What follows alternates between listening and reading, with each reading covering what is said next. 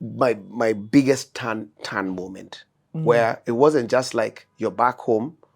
It's like, dude, figure this thing out.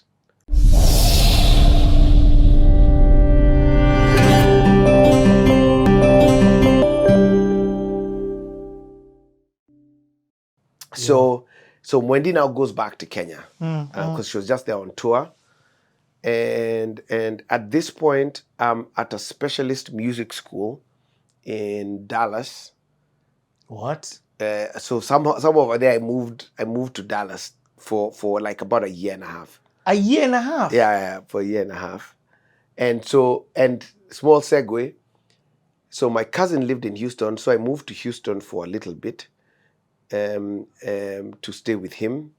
So I was doing this crazy commute from Houston to Dallas for my classes, which is stupid. So like, it's like how long? I can't remember, but it's hours. Every day? Every day on a bus. What? So I was just like, okay, this doesn't. Actually, what I would do is I would take the bus and then maybe spend like 3 days at a friend. I'd stay at Julia Sana's house or some friends I had there, and then I'd take the bus back. But it was completely unsustainable. So eventually I moved to Dallas, stayed with a friend who opened up his house to me. It wasn't really a house. It was a lodging. It was a place to lay my head down. Was a couch. Yeah. Hey, it worked. It was a floor. It was the floor, and that was some of the toughest time I've had in my life. Like, it was, I remember, so Dallas has this weird phenomenon that happens where it doesn't snow, but it ices. Okay, so like schools can close because the roads are all iced. It's black ice, so guys don't go out. Yeah. So it gets cold like for snow, but it doesn't snow. So me, I'm not used to this cold. This guy's house, he didn't have heating because he's a student. He's a friend of mine that I met on the World Vision trip, by the way. What? He was our accompanist. Yeah. And he was doing his masters in jazz piano. So he's roughing it up. The digs didn't have heat. I remember my first night, and he said, like, you need a hot water bottle. So I slept with the hot water bottle. I didn't know hot water bottle you don't put near your face. So I'm breathing all that rubber. Wow. In the morning I woke up, my face was swollen. My nose was blocked. So it was hard life, sleeping on the floor. When you had gone to Dallas because you were trying to go to this school? Yeah, exactly. So it was a specialist school because I was like, again, I've always followed the path. I've not followed the path of education. I've always followed the path of learning. So if I want to learn it, then I'm willing to do whatever it takes to learn that thing. Wow. So I was like, I want to learn audio engineering, and I want to learn production, and I also want to learn music business. So I found a school that literally specialized. It's called the Dallas Sound Lab, and it's an industry. It's literally a school for helping people launch into the industry. So I was like, oh man, I want to do that. It's like practitioners are the ones teaching. Exactly, like literally, my production professor, is like, I've got a session next week. You're walking in the hallway, and it's like sessions they've had. You're like, dang, that's Paul McCartney. Dang, that's Kirk Franklin. Dang, that's Destiny's Child. Like, it was that kind of place, right? Yeah. So, and I was like, this is definitely where I want to now go and continue my school, not even school, but my learning. Yeah. You were after the information for the end goal. Yeah. That you had. Yeah. So by all means, I know where my end goal is. Yep. I just need these tools, literally. Yeah. So for me, it's always that's how. And remember the story I told you about, if it didn't make sense, I'm not willing to do it. Right? So for right or wrong, right? It might seem arrogant to some people, but for me, it's from a place of arrogance. It's from a place of efficiency. I'm like, that makes sense. It doesn't. I don't see how that adds up. and so there's no need of me spending energy there. Like, let me spend energy where I'll get the best return, right? So my learning to this day, like, I'm literally, I can do so many varied things, you know. And I keep on saying, like, even as a musician, like, for example, I'll tell you, I'm really good at financial modeling on Excel. I'll build you a financial model like this, you know, and On Excel. on Excel. I'm really really good at it. Like I'll even meet an accountant and fix their model. I love it. You know, but why? Because when I started my business, I was like, I need to understand how the money, and I need to understand forecasting, and I need. Yes. So I got a guy who was a CPA who used to be in the office that I was in, and I just told him, I need to learn how this thing. Show me everything. Show me how to do the formulas. Show me this thing, and then I'd work on something and say, hey, how do I do this? Oh, cool. Okay, cool. That's how you build that formula. Okay, great. Da da da da da. And that's how I learned it. You know, it's so funny that you've said that. We're in Egypt. Yeah. And we're in Egypt. So at the end of every episode, you guys have been seeing like an experience happening. Yeah. And that is part of, we'll get to that conversation a bit later. But then when we were doing the Zoom calls, Yeah. and you were explaining to the leaders, Yeah. like your plans for here and given, it was on an Excel. Yeah. Oh yeah, it was. So I'm like, so I've acquired my hunger is for knowledge, but not for necessarily for knowledge's sake. It's about me improving something that I don't have, that I feel I need. But here's the thing. You know where it is you want to go. Yeah. You know, I think that's such a critical aspect, that people don't just copy you for your sake. Yeah. Because in an essence, it can be kichwa ngumu. Yeah. You, for you, it's like you're so, you know that you have the vision. You're extremely visionary. Yeah. So even as you're saying these things don't make sense, it's according to the path where you know your destination. Correct. You get what I mean? Correct. So for people who are not visionaries, this per se won't work for them. It won't. Yeah, it won't. You get what I'm saying? Yeah. I mean, it's a whole thing of so it's, so I've something that I'm going for, and I'm going for with everything that I have, and along the way, I'll meet obstacles, or I'll find information, like a gap in my information base, right? You know, for example, you know, I ran an advertising company. I don't have any advertising background, but my wife does, and I keep on telling her, she taught me everything about marketing, right? So, or another example is a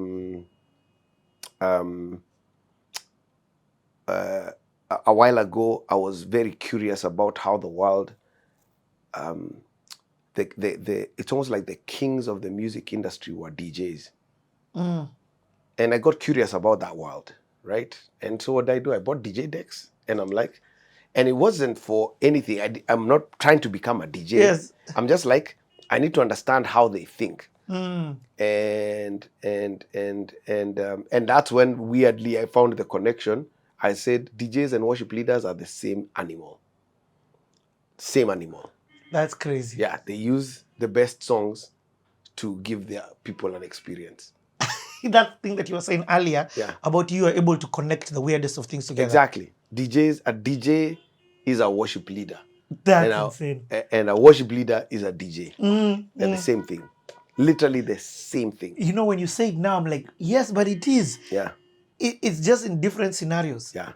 One is in the club, one is in the church. Yeah. Or one is in a different venue. And that's why now you've seen, so anyone who, like, say, follows, you know, Mavuno Church, Chapel, and there's a rise of the DJ worship leader, which is a guy who just literally, he comes and hypes people into worship, and all he's doing is playing the songs. But it's not that different from a guy standing with a guitar, and he's hyping you and leading you, and helping you get to a place of surrender and a place of worship, you know. So same thing. That's crazy. Anyway, so so my pursuit at this point, I was like, man, I really wanted to understand the music business, and I wanted to understand and lock in on production and creating music. Maybe you haven't articulated it. What's the end goal? Because you're in this Milele thing. Yeah. You don't sound, you sound content with Milele, but you sound like there's more ambition. Because Yeah. why are you learning these things? Do you want to do these things in Milele? Do you, or like I'm trying to figure out? Yeah. So I think it's both. I think one is the skill was definitely, everything I was learning was super useful. And at this point by there is when the Milele gigs now became like international. Yeah. Yeah. In terms of just how we packaged the experience, right? Because now I'd learned so much about sound design and Kaima definitely was working with the band and all of that, and we were understanding how to even small things like adding sound effects into a show experience and Wow. and stuff like that. So there was definitely a direct leveling up of Milele because of these additional skills. But I think in me, it wasn't so that I was going for something, but I think as I was doing this thing, something was forming in me. Okay. Right? And was like, oh man, I can put together shows. And Milele was my guinea pig. Oh, I get it. Right? And so it wasn't driven by this lofty, that's where I'm going, so I need to which is what I was telling you, I'm super strategic, but a lot of the things that have happened in my life haven't been strategic. It hasn't happened because of strategy. It's happened because of curiosity, of like, that's interesting, like let me check that out. Or like a longing. I'm like, oh man, I really need to learn music business. I feel like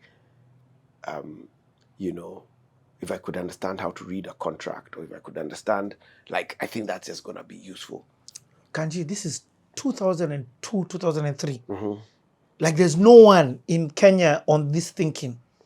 You get what I mean? Yeah, at least that I know of. Yeah. And yeah, well, it takes excuse me, it takes you to be able to see that, because for me that's not my mindset in any time.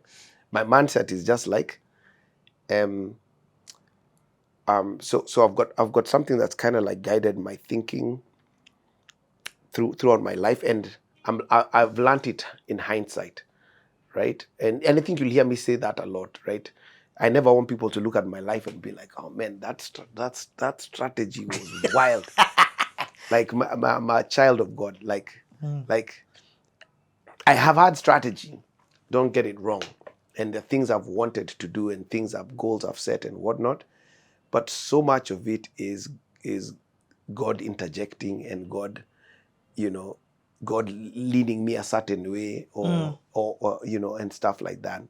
So yeah, so this, I think this was one of those things where it was like, I want to level up who I am as a musician and what I feel like. I mean, I've been working on my chops, singing and all of that, but I feel like I'm limited. And so what do I need to learn? I need to be able to mix a record. I need to be able to mix at a live event. I need to understand how to master. I need to understand how to produce. I need to understand the business side of music. Wow. And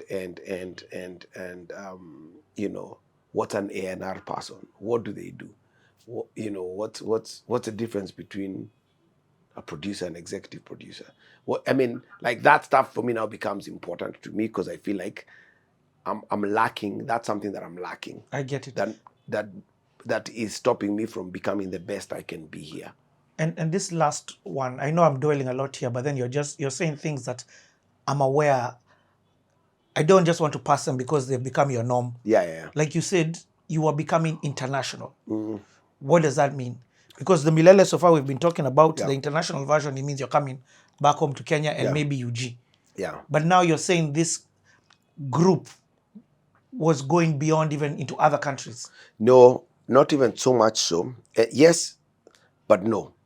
No, because I think international for me is not wasn't so much so about Travel.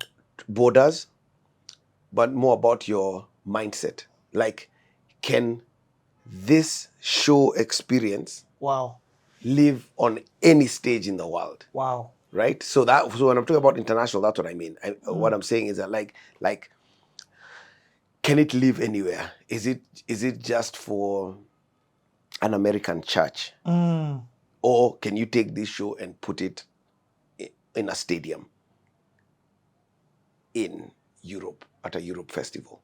I get. You know what I'm saying? So you're already thinking about getting there before you've gotten there. Oh, for and you're sure. preparing to get For sure. to ensure that even on a local version, Yeah. you're giving them a show quality that is also can be put on any global stage. Exactly. Wow. Exactly. So yeah. So so now, dang, you asked how I got back to Kenya. That's literally wild that it's taken me this long to get to that to answer that question. Now that's CTA. Yeah. So now, so now I've moved schools. I'm now in the Dallas Sound Lab, and 9/11 has happened, and now this is where my story gets like adds some more drama, right? So Wendy goes, my wife goes, but my girlfriend at the time, she's not even my fiance. She goes back to Kenya, and I'm deeply in love, and this is a girl I'm gonna marry, and so She had just come for 3 months. no, she come for a year. It was a whole year. Oh, it's a whole year. Yeah. Okay. Yeah. So which is why we both believe in gap years, because I had World Vision and she had Youth for Christ, by the way. Anyway, so she comes back home, and but so I planned a trip to just go and visit her, and Christian and I think Christian and I went to visit. It was just the two of us. So we went to visit, and hung out, got to meet her people, and then now it's time to go back to the States, back to Dallas. I was also renewing my visa because my visa had expired. So Yeah, the 5 years. 5 years, yeah. Okay, yeah. So went, renewed my visa, get on a plane, head out, go to Dallas. When I get to Dallas, I'm get at immigration, and then the guy says, "Hey, you actually have the wrong visa." I was like, "What do you mean?" Like, yeah, this visa they gave you, you're going to this type of school which needs this type of visa. So and I did up when I didn't even know there were different student visas. So he's like, I was like, man, that's a visa the embassy gave me. He's like, I'm sorry, man, it's a wrong visa. So he told me you have two options. One, we can deport you, or two, you can withdraw your application to enter into the States and head back home. I said, I'll take option 2. I'll take option 2. Real quick. Yeah. So whatever, sent back. I go back to Kenya. Go back to Kenya. I'm discombobulated, but not too much. I mean, so go back to the embassy, meet the same guy and who gave me the visa. He's like, "Oh man, I'm so sorry. Like, you guy, you've got me like a couple of $100,000 here." Yeah, I'm so sorry. They give me the right visa. Boom, boom, boom. Takes maybe another week to get my ticket done. Because now I'm now looking for money now, because I used my money to go and come back, and I have to go again. Okay. I remember my mom coming through for me. She's like, "Hey, okay, so here's some tunes for your ticket." I was like, "Oh, thank God." So I flew back. I arrive in Dallas second time. And when I get there, Same guy. no, not the same guy. Another guy. Oh, wait. I have my stories confused. My first port of entry was like, I think LA. And then the second time, because I think I was going to do some things with Milele and then head to Dallas. But then now the second time, I'm just going straight to Dallas. So go to Dallas. I arrive Dallas.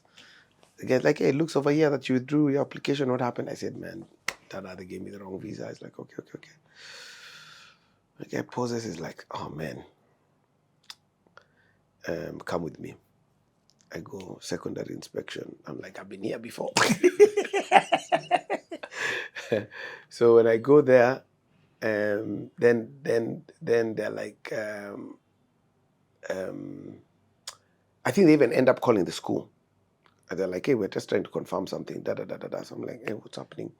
And they come back and says, hey, after 9/11, all schools, because the student thing was a part of how those terrorists checked in, they created new rules, and even for the schools.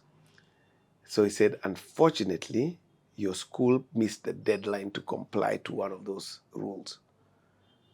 So they can't accept foreign students. Oh my God. At this point. I'm calling my school, they're like, oh man, we're sorry. So they said, you have two options. we can deport you, or you can withdraw your application to enter America. Wow. I was I'll take option 2. This is the second time in, I don't know, in 4 weeks that I'm being returned back home. Wow. Okay? Wow. So my flight back home. And now you're not coming. I'm discombobulated. Yeah. And now they've said the problem is not you. Yeah. It's a school. It's a school. And the school has missed the deadline. Yeah. But then when I came back. So on your flight back? Obviously, now I'm so confused. I'm like, what does this mean? You know, what does this mean? What does this mean? What does this mean? So I came back home. Now I'm not a summer bunny anymore. And where do you go? Do you go to your folks? So no, I never went back to my folks' house after I left. I went to my cousin brother, John. Oh, okay. John's house, and I lived with him. And at that point, I start thinking, and I'm like, I don't think I want to try again. I think maybe there's something happening here that I need to pay attention to. And I don't know if I'm processing it as clearly as I'm saying right now, but that's the overall conclusion, right? And I remember it was in a matatu headed from, because before that I was taking taxis. I had the summer bunny dollars. So now I'm in a M3 going from I was in Upper Hill and I'm heading to Haderi Road, which is 46 in route in Nairobi. So I'm in a matatu. I'm heading to John's house, Johnny's house, and I'm in the back. And those are the days guys used to be packed like sardines. And I remember just distinctly going like, I think I'm back in Kenya. Like, and that was a moment where my mind just shifted. I was like, okay, cool, you're back home. Like, okay, let's figure this thing out. Wow. And that was an important turning point for me. I had a second turning point, which was, I'm back. and I remember, so now, and I think maybe, well, no, that one was okay, I'm back in Kenya now, right?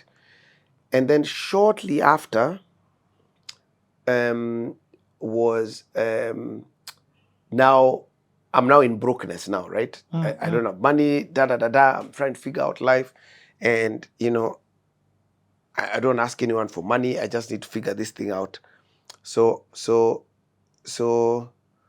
I remember so I used to go to my brother-in-law's office in Upper Hill, Uh-huh. just because I needed a place to go. I didn't want to be in the house. Yeah. So I just go chill at his office, hang.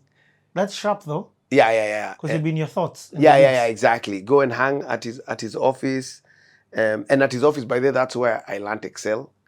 No. From his CPA who worked there, and anyway, so now it's time to go home, and I'm walking home because I don't have money for bus fare, so I'm walking home.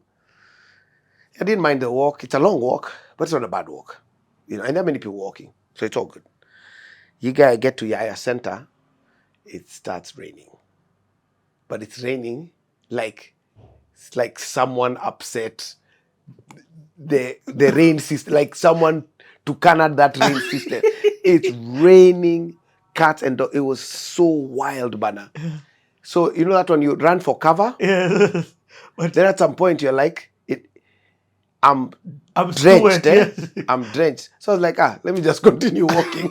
Wow. So I just continue walking, and then I just start crying. Wow. But it's a woe is me. It's just a woe is me cry. Yeah? And I'm walking, and it's not 'cause raining. you're wet. Yeah. Full R&B song, but full R&B song.